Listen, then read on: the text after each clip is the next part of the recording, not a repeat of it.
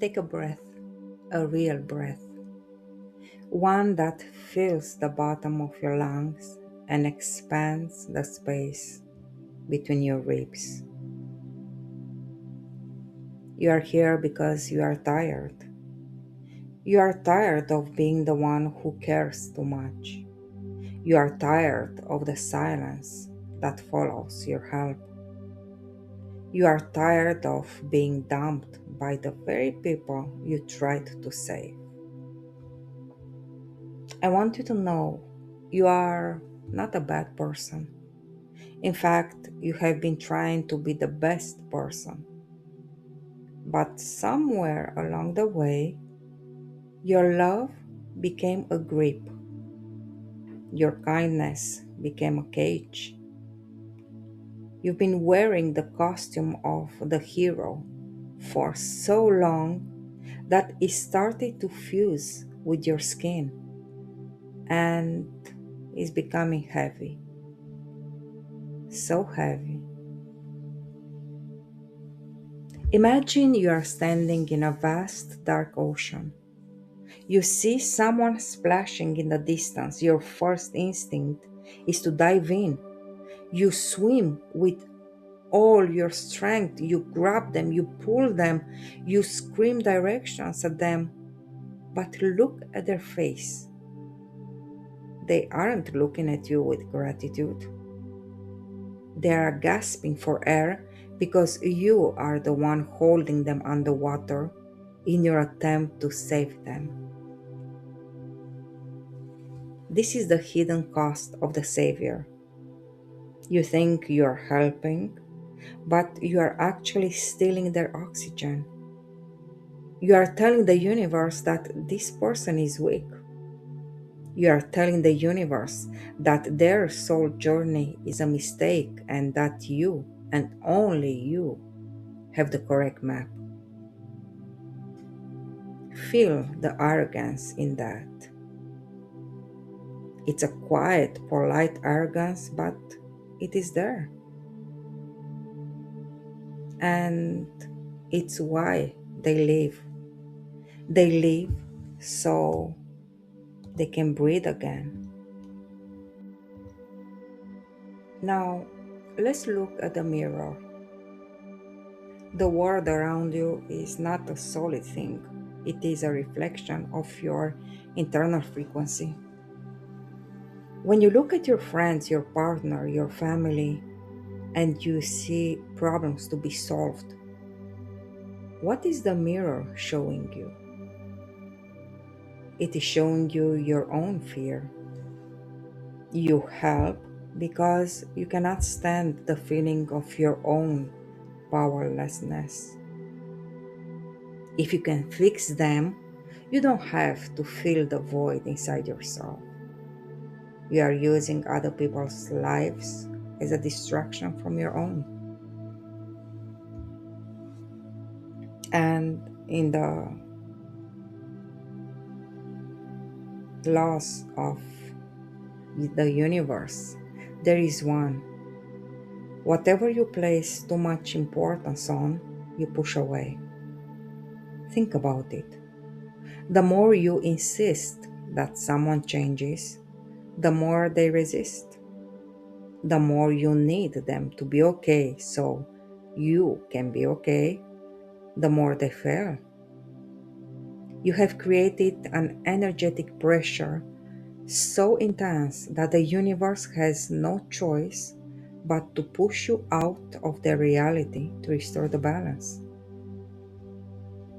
Imagine holding a handful of dry sand. If you leave your hand open, the sand stays.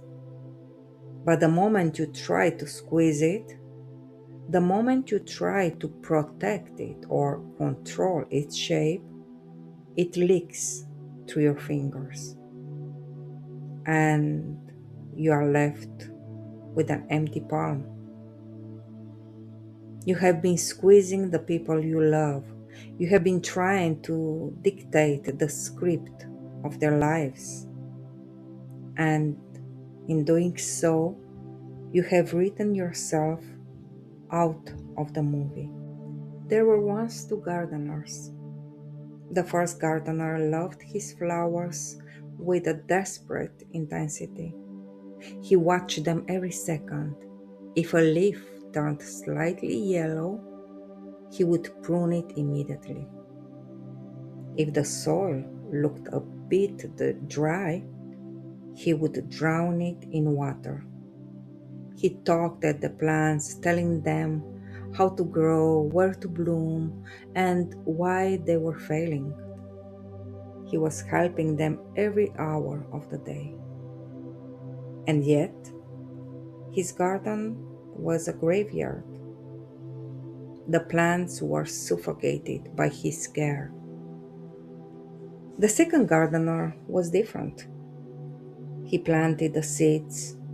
He ensured the soil was rich, and then he stepped back. He sat on a bench and watched. He respected the intelligence of the seed. He knew that the seed has its own script, its own divine timing. If it rained, he let it rain. If the sun was hot, he let it be hot. He was a presence, not a pressure. And his garden was blooming and so full of color. The flowers leaned toward him, not because he forced them, but because his stillness gave them the space to exist. Which gardener have you been? You have been the first gardener, wondering why the roses are dying while your watering can is still full. You have been treating people in your life like projects rather than divine beings. You have been intrusive because you don't trust the seed. You don't trust the universe to handle its own creation. You are going to put down the watering can now. You are going to put down the pruning tools. You are going to learn the most powerful action in existence, the action of doing nothing. Imagine a lighthouse. It stands on a cliff, the waves are crashing, the wind is blowing, the ships are lost in the fog, terrified of hitting the rocks. What does the lighthouse do? Does it jump into the water? Does it swim out to the ship and scream at the captains? Does it try to board the vessels and take the wheel? No. If a lighthouse did that, it would cease to be a lighthouse. It would be just another wreck in the sea. The lighthouse stays on the rock. It stays tall and it shines. Its only job is to maintain its own light. It doesn't care if the ships see it or not. It doesn't take it personally if a ship hits the rocks. It doesn't celebrate if a ship makes it to the harbor. It is simply a place of stability. You are being called to be the lighthouse. Your help has been a form of noise, and now you are shifting into presence. When you are with someone who is struggling, you are going to practice the golden silence. You are going to look at them and think, I see your struggle. I see your power. I trust that you are exactly where you need to be for your soul to grow. This is the respect. When you stop fixing people, you give them their dignity back. And you become a witness to their divine presence. And notice what happens to the mirror when you do this. When you stop being a pressure, you become a magnet. When you aren't heavy with advice and intrusion, you become light. And people are naturally drawn to the light. They will stop dumping you because you are no longer a burden they have to carry.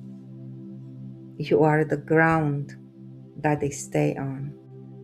I want you to take a moment to feel the boundaries of your skin.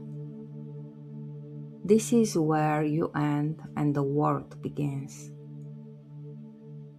From this moment on, you are resigning as the manager of the universe.